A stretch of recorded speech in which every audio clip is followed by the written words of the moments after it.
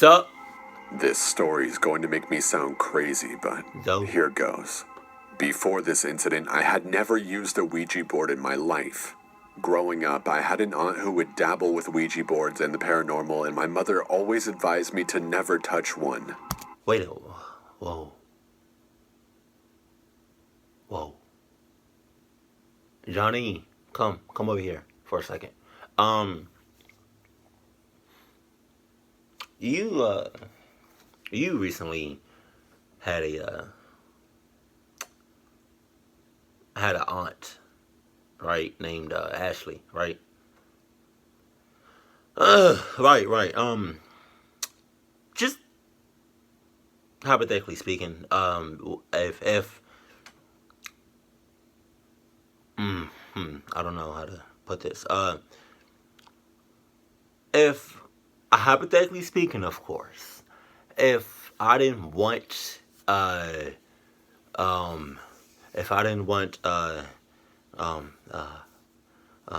on, I'm just nervous. I don't know why I'm nervous. I'm just nervous.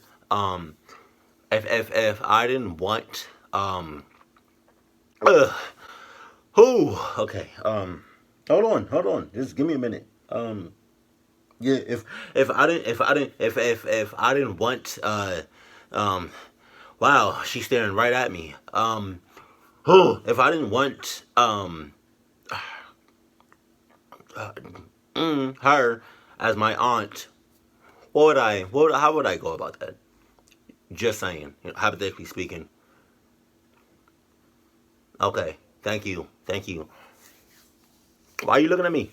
Huh? I'm not, don't stay over there. Just stay over there, please. Don't, auntie, come on, don't stay right there, please. Okay, because things are about to change for the better, hopefully. Wow, you have an aunt. You have an aunt. Somebody in your family that messes and probably enjoys playing Ouija board games. That, there it is. One day, my partner decided it would be fun to buy a Ouija board and use it with a few friends. What? I wouldn't say we were complete skeptics, but I don't think any of us were really expecting anything wild to happen.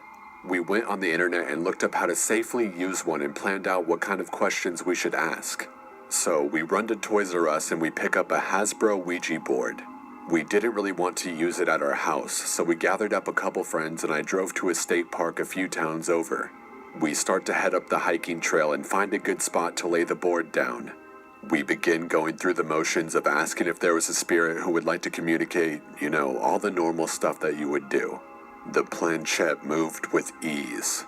It's a really strange, powerful feeling when it glides across the board.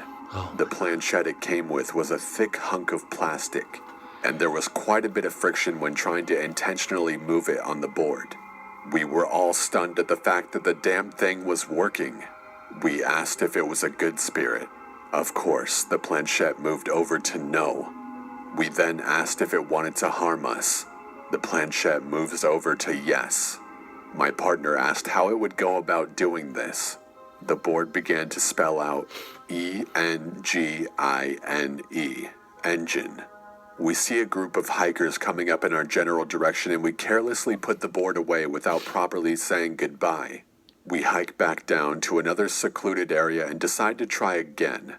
This time we come into contact with a spirit who claims to be a 6-year-old boy who died sometime in the 1800s. Now, he seemed nice at first, and that was until he told our friend he wanted him to die so that he would have someone to play with. What? We decide to ask the board questions only we would know the answers to. Each person asking the question took their hands off the planchette to be certain. The board got every damn question correct, and that's when I started to feel a bit uneasy. Wow. I honestly couldn't believe it. The board then proceeded to spell out my name. I was confused as to what that meant. Soon after, it began to rain, so we told the board that we had to go, and asked if it would help us bring the planchette down to goodbye. It complied. We all begin walking back to my car when I notice this woman sitting in an SUV next to mine, just watching us. Her gaze never really left, and it kind of rubbed me the wrong way. We all get in my car, and I go to start it, and the engine doesn't turn over. Of course. It was almost as if the battery was dead, but my accessories still worked. I began to shit bricks. I hadn't had my car for... I began to tie my Adidas and start hauling. Man, you said you shouldn't. Wait, hold on. No, not you shouldn't. No, you shouldn't bricks. Could you understand that? Like you bricks, like you bricks, right? You began to do that. I would have ran, but still bricks as I'm running. I don't got time for no toilet. Hold on. I'm sorry. Oh shit. Oh my god. Oh my god. Oh man. That's oh my god. I really don't know if y'all laughed at that, but I sure I don't have enough time for no toilet. Oh my god. Whoa. Okay, alright. Trouble. It seemed like way too big of a coincidence. I look over at that woman and put my window down and ask her if she has jumper cables. She reaches behind her and pulls them out as if she had them ready. Right. We get out of my car and hook them up when my partner's friend's phone rings from a number he doesn't recognize. Don't answer it. He picks it up and it was someone just asking if we were okay. He chalked it up to the fact that a drug dealer previously had the number, so he got a lot of unknown calls. Weird. We start chatting with this woman and thank her for letting us use the jumper cables. Turns out she has the same name as me, which the board had previously spelled out. Was this perhaps a warning? Yeah. She tells us that she works as an ultrasound technician at a local hospital. We ask her what she's doing in the parking lot, to which she explained that she was waiting for her weed dealer. Oh. Medical marijuana is legal in my state, so I was a bit perplexed but didn't think anything of it. I was just grateful she was helping us. I go to try and start the car and it still doesn't work. It just kind of rolls for a few feet in the parking lot before shutting off. At this point, it's getting dark and I begin to come to terms with the fact that I'll have to call a tow truck. Our friends ended up getting picked up and my partner stayed with me as we waited for the tow truck to arrive. Okay. We told the woman she could leave since she was still weirdly waiting with us. Right. She offered for us to sit in her car while we wait because it was raining again. I asked her if she could pop the trunk so I could sit on the ledge, but she told me the trunk didn't open. So, stupidly, I get in her car with my partner. The weird woman made a joke about disabling her child safety locks in the back so I won't think she's trying to keep us here. That rubbed me the wrong way. She starts telling me that maybe I should just leave my car there and offered to give me a ride home. Nope. I politely decline. Hey. Then she tells me that she has a friend whose husband works for VW and that he could surely fix my car for a good price. She calls up her friend, and because we were in the car, it was quiet enough that my partner and I could faintly hear the other line. She explains the car problem and asks how much it would be to fix it. We hear on the other line the person ask if I'm a boy or girl. The woman says girl, and the man on the line simply said good. Nope. We get out of the car and tell her the tow truck should be there soon and thank her for the help. We gave her the Ouija board and told her she could keep it because we didn't want it anymore. I still wonder what she did with it. She kept trying to get me to give her my phone number and kept saying she would come with me to get my car fixed from her friend. Eventually, she fucked off. We ended up getting back home late. Told the AAA guy how we were fucking around with a Ouija board and met the weird lady afterwards. He said he wouldn't have picked us up if he had known that. The next day, my partner opened up his text that he sent out when we were waiting for the tow. In a conversation with his mother, the text box had, "Yes, Satan, yes," written out. The message wasn't sent, but he sure as hell didn't write that. The next day, I called the hospital to see if that woman even worked there like she had claimed. Nope. They transferred me to 2 different floors and there was no ultrasound technician working there with my name. To this day, I still don't know how to explain what happened that night. And I'm sure as hell never going to use a Ouija board again. Also, the dealer the woman claimed to be waiting for never even showed up. So what she was doing that night and what her intentions were, I'll never know. You shouldn't even never mess with it in the first place.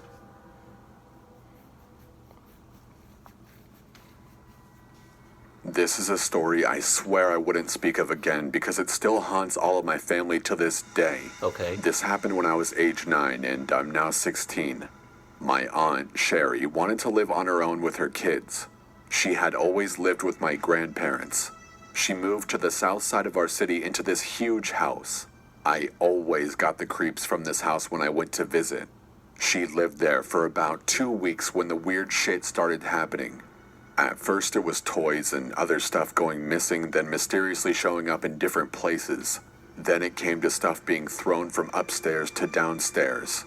Being that young, I honestly thought it was my older cousins just messing with me. But every damn time I went to look upstairs, they weren't there. I started to go over to the house more and more because my aunt always babysat me for my parents. I remember this night specifically because it was the night my aunt truly knew something was going on in the house. Myself and a couple of my female cousins were upstairs listening to music and dancing when one of them told me to run the house phone downstairs. But as soon as I got down to the bottom of the stairs, my aunt came running to the staircase with a baseball bat, pulling me back up the stairs. Then she took the phone from me, calling her oldest son, Dan. Dan came over and looked around the house. However, they never did tell me what happened until I got older. My aunt said someone was staring at her through the window. The longer she lived there, the worse it got. But she stayed because she couldn't afford to move out. Whatever was in her house stayed on one floor at a time. There had to be more than one. Sometimes it was on the top floor, the main, then the basement. We would all stay in one room together because we were too scared to sleep separately. That was until someone else moved into the house with us. Kevin. Kevin and his baby daughter moved into the room that's right outside the attic door on the top floor. The worst room to sleep in. We tried to warn him. One night, some seriously scary shit was going on with high-pitched screams and shit being thrown at us. Kevin ran downstairs without thinking while his baby was sleeping in that room alone. Everything went silent until we heard the high-pitched crying and screaming come from the room upstairs. Kevin ran up with my aunt and my dad. The door seriously would not fucking open. Kevin moved out the very next day with his daughter. Finally, things calmed down until the night of my parents' wedding. My aunt was going to babysit me and I wanted to have a bath, so she told me not to lock the door in case someone needs the bathroom or something. The only thing I remember is starting the water and getting in. Then I woke up in a full tub and someone banging on the door. I grabbed my towel and opened the door to see a paramedic, police officer, and my aunt crying. She yelled at me for locking the door, but that's the thing, I didn't lock the door. My aunt finally decided to try and leave, but she needed to go back and grab blankets and clothes. It was nighttime and she went through the back door. She had this weird feeling like someone was watching her. As she got closer to the side gate, she stopped and looked through the cracks between the panels. She saw someone crawling out the basement window and standing tall watching her. She took off and yelled at my grandmother in the van to start the car. After that, we arranged for a priest to come to our house. Father James was very skeptical at first, but he came anyways because he saw fright in our eyes. He set up candles in each room and he told us he felt something evil. Much to my liking, I got stuck staying in the fucking room upstairs at the end of the hall with my 2 cousins, Dan and Casey. Well, Dan thought it would be a good idea to say, "If anyone's in here, kick the bed Casey is sitting on." Not even a minute later, the bed was sent across the room. Father James told my aunt to leave the house immediately. The house was torn down a year later. Some seriously messed up shit happened in that house that I can't explain. I just know that it wasn't normal. Anyways, that's my story. Hopefully it helps some people in some way. Definitely helped me out in more ways than you can imagine. This first event takes place in 2011, so I was 17 years old when this happened. Oh my I had God. always thought paranormal things were cool, and I had always wanted a Ouija board. So my friend, we'll call her Mary, got me a Ouija board from Spencer's as a Christmas/birthday present. We used it for shits and giggles a few times, but nothing really significant happened. Until that summer a few months later when we went up to Mary's grandpa's house. Whoa. Okay. You get an Ouija board as a Christmas gift, or as a birthday gift, or as an anniversary gift, or as any type of gift. You give me that, and our relationship is done. I'm gonna look at you with the most confused, sad RBF face. And if you don't know what RBF means, you're probably too young, or you not hip to the yeah. RBF means resting face. You, bruh, even as a joke, even as a prank. Okay, if it was a prank, if you give me an Ouija board as a prank,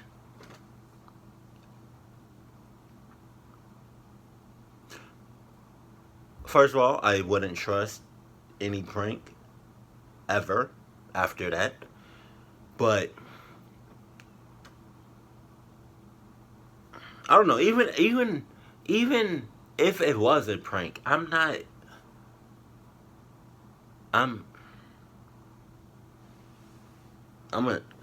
take some time. I'm gonna need to catch my breath for like a couple months.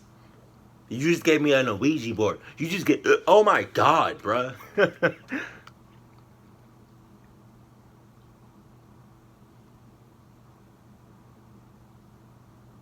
Mm-mm. Mm-mm. Mm-mm. Even as a prank, Christmas gift, birthday gift, and like, no, I'm not accepting a Ouija board ever.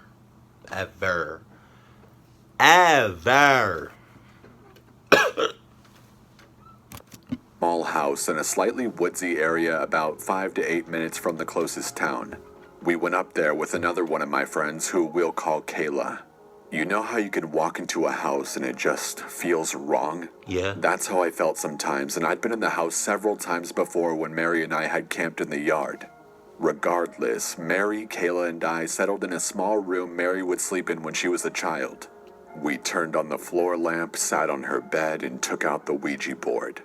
The placement of the three of us is slightly significant, so I'll paint a small picture. Imagine a twin bed with three girls sitting in the middle in a triangle shape. Kayla and I sat next to each other with Mary in front of us. The board was between us with the letters facing Kayla and I correctly, where Mary had to read them upside down. This is significant because of the lamp in the door. The lamp was behind and to the right of Mary, right next to the door and outlet. Now, on to what happened that evening. As the three of us placed our fingers lightly on the glow-in-the-dark oracle, we didn't really designate one person to ask the questions. Mary asked if there was anyone with us, and the oracle moved very slowly at first. Then it strongly slid to yes. We took turns asking questions, most of which I can't remember. But Mary and I asked questions that only she and I knew so we could make sure Kayla wasn't doing anything to it. We then asked it what it was and if it was a ghost. It said no, so we asked if it was a demon. It said yes to that. Mary asked what its name was and it spelled out O-M-A-Z. Omaz? We all looked at each other in confusion as we tried to figure out exactly how to pronounce the supposed name as the oracle moves to yes yet again.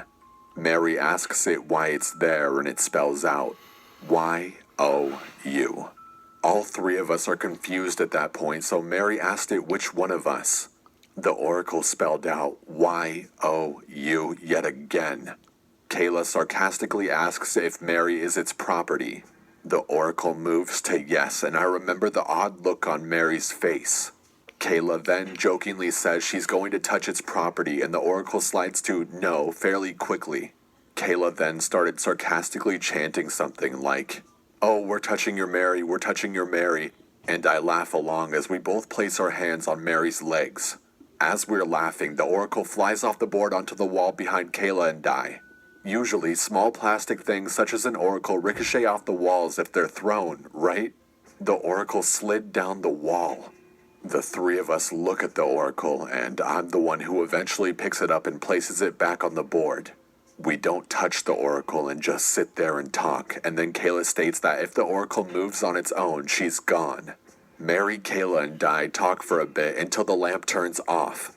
Mary screams and launches towards Kayla and I as we both scream with her. We huddle for probably 2 seconds before we run out of the room and into the living room. After that, we all jump into my car and run to the store to get salt and white candles.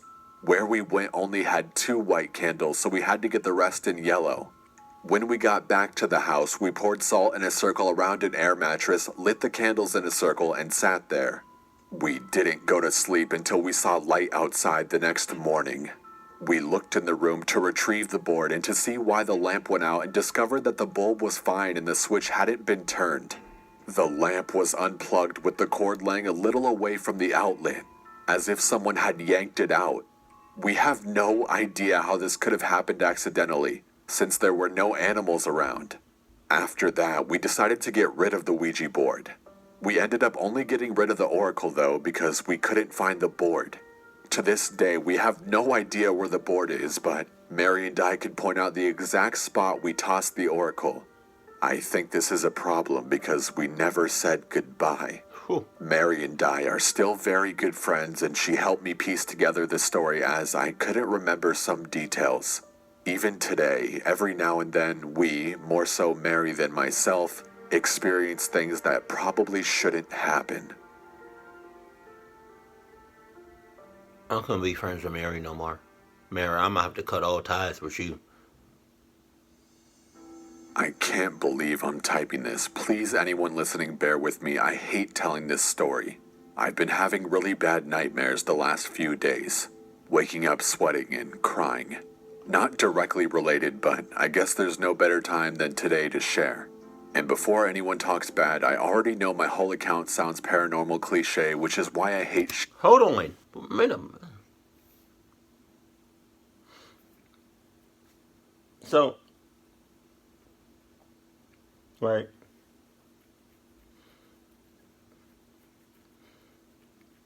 Every time, now it's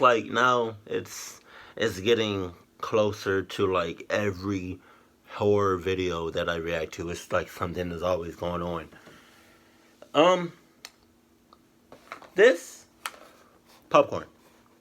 I'm done with it. I'm not eating it no more. Right? So it's like it's sitting like right here. And yeah. I'm not like adding no sound effects to this. But you probably couldn't hear it while I was watching the video, but I paused the video. This is what I heard. The popcorn is sitting right here. Right, there's no air, there's no wind, there's nothing in this. Like, it's completely, like, it's dry. Like, it's nothing that could have, there's nothing that I can think of that could possibly have made this noise. I'm watching the video. The popcorn is right here. This is what I heard. Nah, that's kind of, it's way, it's like, it was very subtle. It was, hold on, I'm gonna do it again. Wait. That, I heard, you heard it? Wait, shh. That I'm gonna do it again. I'm gonna do it one more time. That's I put a good amount of force on that. I didn't even touch it. Like, I didn't touch it. So I don't know why it made that sound. Like, maybe I should just take a break from horror videos, because I'm starting to get worried for real. Like,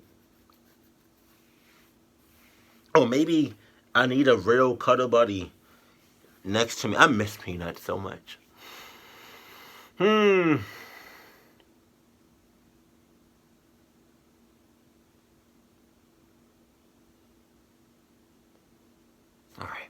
let's go. Bring it. But in my memory, this is the creepiest of the many events I have endured. And this is not some fake story. This happened to me and my family witnessed. I was in 5th grade, whatever age 5th graders are. Incredibly happy time in my life, best of my childhood. My mom and I recently moved from the High Sierra Nevadas to live with my eldest aunt in her old Victorian 15 minutes from San Francisco. I have since learned my aunt had experienced some crazy demonic shit in her 20s, and at the time, her 50s, she was deeply religious, going to church every day. She rotated between the Catholic Church and the non-denom Christian Church. Anyway, Mom and I had lived off the grid so long I was way behind in my Catholic studies. I enrolled in our local Catholic school, but I was not recognized as a full member since I had never been through catechism. My aunt insisted I be baptized. My whole family came out to watch me be baptized at the Christian church, and I got all dressed up, and afterwards the church gave me a handmade wooden crucifix. The baptism itself went uneventful in my memory. Do you denounce Satan and all his works? Yes, typical baptism. Pastor walked me into the warm pool, complete submersion. The only thing odd was afterward, many family and strangers came up to me laughing. From their perspective, I had gasped loudly enough that they thought I must have slipped into the pool and nearly drowned. But I never remembered it that way. That night, we had a small family celebration at our house. I can't remember being happier in all my short life. My mom helped me nail my new crucifix above my bedroom door. Bedtime. My bedroom was a smallish room attached to the basement. My mom and aunt had the 2 upstairs master bedrooms, and my 16-year-old cousin had the 1 small bedroom on the main floor. My other 19-year-old cousin was sleeping on the couch for the night. My mom tucked me in after we nailed my new cross above my doorway. In my room was a gigantic antique wooden armoire that came with the house. It was too huge and heavy to move, or my aunt would have had it in her room. No one could figure out a way to get it out without dismantling it. God knows how it ever made its gigantic ass in there in the first place. I fell asleep. At some point, I woke up to a massive earthquake. The whole room was shaking violently. I tried to make it to the doorway, but everything was shaking so hard I had to drop and cover. Pieces of the ceiling fell on and around me. The massive armoire moved a good 3 to 4 feet from the wall, and the door swung open and closed. Jeez. My cross was forced out of the wall and landed on the floor. When the shaking stopped, I ran upstairs. I was screaming for my mom. My cousin jumped up off the couch and thought someone was breaking in. By now, the whole family is gathered in the living room, and no one but me felt any earthquake. They told me to calm down and that it was just a nightmare. I screamed at them, no nightmare, this just happened. I told them pieces of the ceiling fell on me. When they all walked me back to bed, they saw the room. Cross on the floor, ceiling chunks everywhere. Now my older cousin is pissed at me, accusing me of pranking them. I was crying and they didn't believe me until they tried to put the armoire back in place. No matter how much they tried, it would not budge. It was huge and heavy, and they realized no 75-pound person could have possibly moved it that far away from the wall. They collectively could not move it back. So that was the last night anyone ever slept in that room. My aunt had the priest come a few days later. I don't remember much after, except no one was ever permitted to sleep in that room again.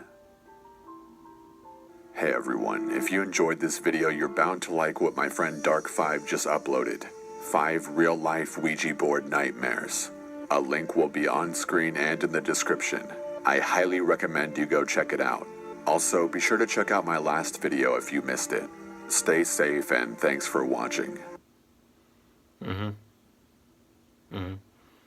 don't know if I asked you all this, like during the video, but what would you do if you if you got a gift, no matter, like, regardless of the what's going on, like your birthday or anniversary, or your teacher gave you a gift, or you won a prize, or like you got a Christmas gift or whatever, or you know, something just happened and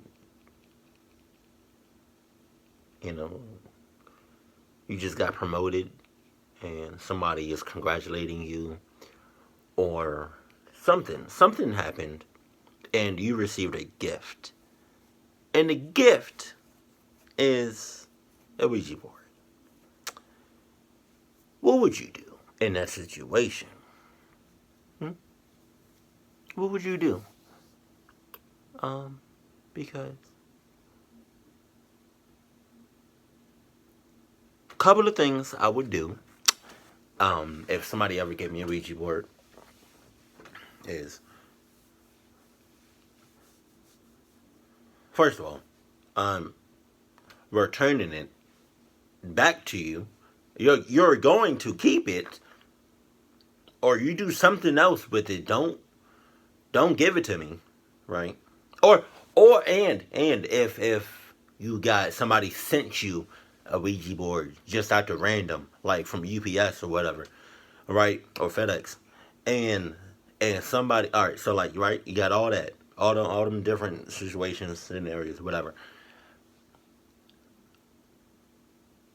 If I ever received a Ouija board, yeah, I'm giving it back to you. We're cutting off all communication, right? Excuse me. If you're my friend, that's it. That's the end of that. There's no second chances. There's no like 10 years down, 20 years down the road, and you hit me back. First of all, you wouldn't be able to hit me back up because I cut off the communication completely. But for some reason, if you did, 20 years down the road, and you said, "Hey, what's up?" I'm like, nothing. I'm not even going to respond to you. Because for me, it just takes one time. It takes one time for you to cluck up my life, and that's it. And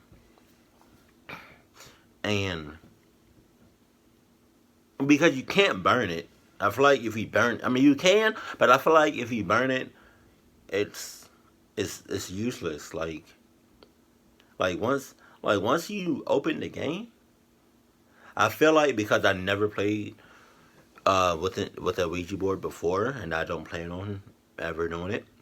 But I can only assume what, from like these scenarios, these stories, that it sounds to me, once you open up this game, you gotta end it too. You can't just open it and then some weird stuff, creepy stuff starts happening to you, and then like you burn it or you throw it away somewhere, you toss it somewhere, right, miles and miles away from you.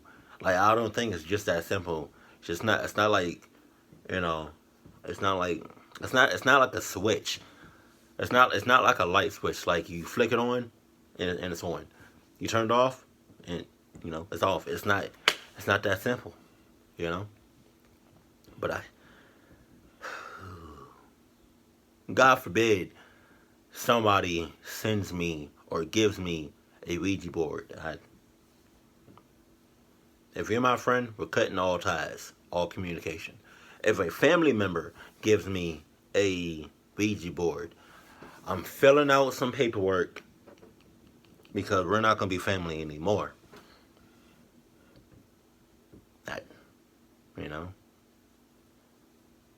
it's just one of those things in life, you know, that you just know not to mess with. And I feel like if you mess with it, then you know what, you know the consequences. You know the result. Me personally, anybody that messes with the Ouija board deserves the full outcome, the full consequence, the full result of it. I'm not saying, like, if you mess with a Ouija board, you deserve to die. I'm not saying all that. I'm saying if you mess with the Ouija board, be prepared to get what's coming to you. Because it's not going to be easy. It's not going to be pleasant. It's not going to be pretty. It's not. It's just don't.